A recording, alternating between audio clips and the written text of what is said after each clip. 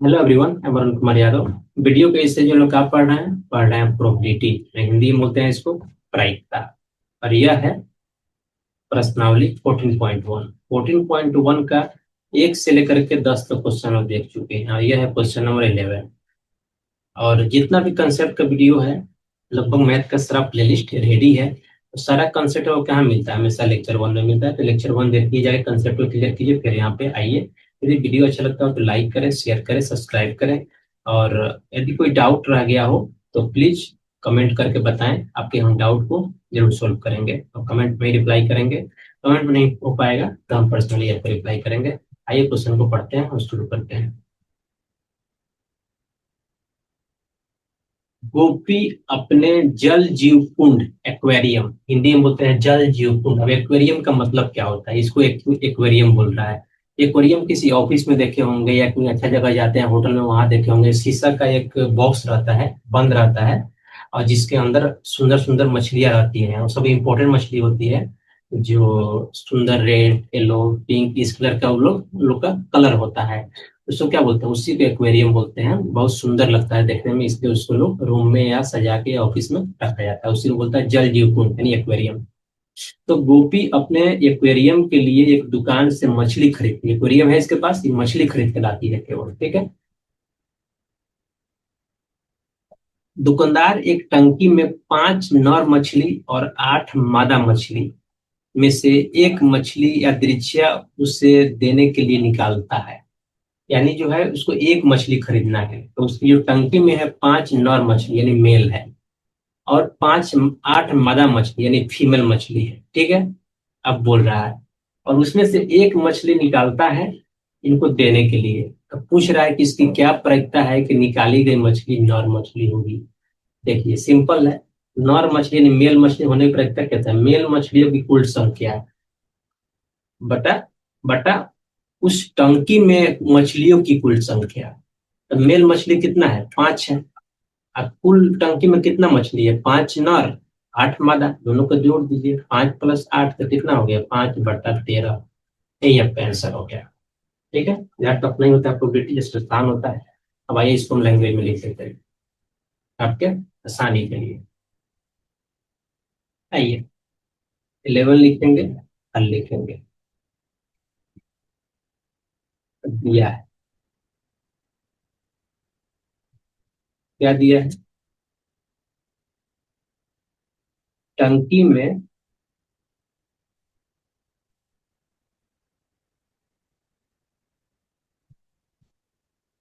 नर मछलियों की संख्या,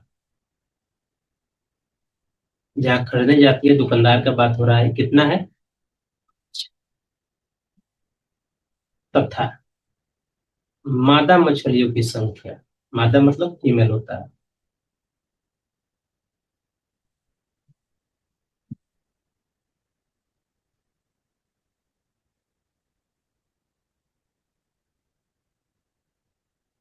कितना होगा? मादा मछलियों की संख्या 8 है।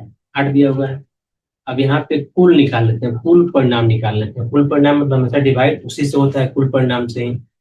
इसलिए हम कुल परिणाम निकाल लेते हैं। तो कुल परिणाम क्या होगा? उस टंकी में जितना मछलियों की संख्या होगा वो क्या हो जाएगा? कुल परिणाम हो जाएगा। तो कुल परिणामों की संख्या क्या हो जाएगा?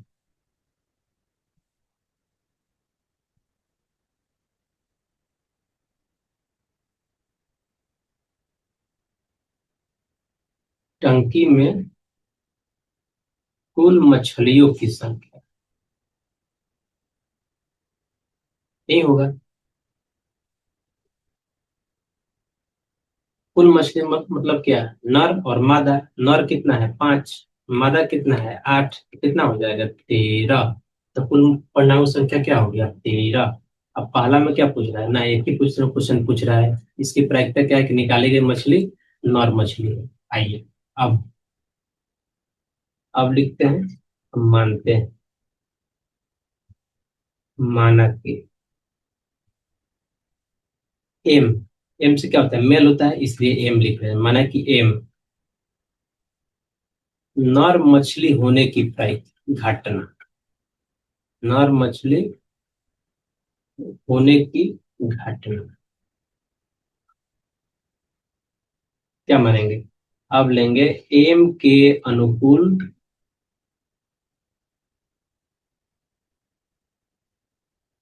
कुल परिणाम। एम के अनुकूल कुल परिणाम क्या हो जाएगा? नर मछलियों की कुल संख्या।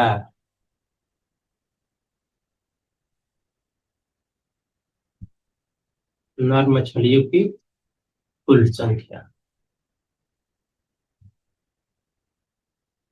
नर मछली कितना है टोटल? 5 है। तो क्या लिख देंगे? 5 लिख देंगे। अब लिखेंगे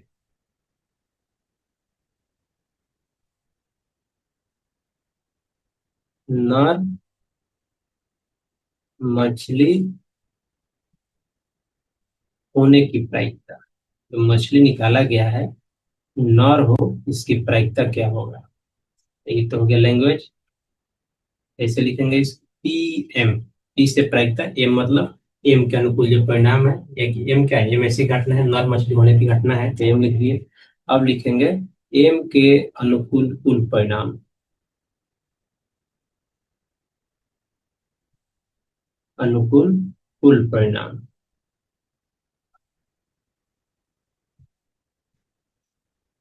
डिवाइड बाई क्या हो जाएगा?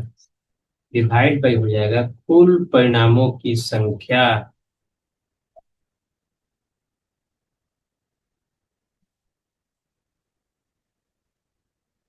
एम के अनुकूल कितना परिणाम है? 5। अब कुल परिणाम कितना है यहाँ पे? देखिए 13, तो क्या हो जाएगा? 5/13। तो हम क्या लिख देंगे यहाँ पे? इसलिए लिख देंगे पी एम इक्वल टू 5/13। यही क्या हो जाएगा? मेरा आंसर हो गया। लास्ट में ऐड कर दीजिए। इसकी क्या प्रायिकता है कि निकाली गई मछली नर मछली होगी? यहाँ लिख देंगे। अच्छा,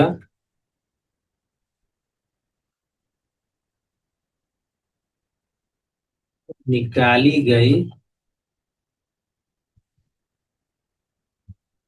मछली का नर होने की प्रायिकता कितनी है?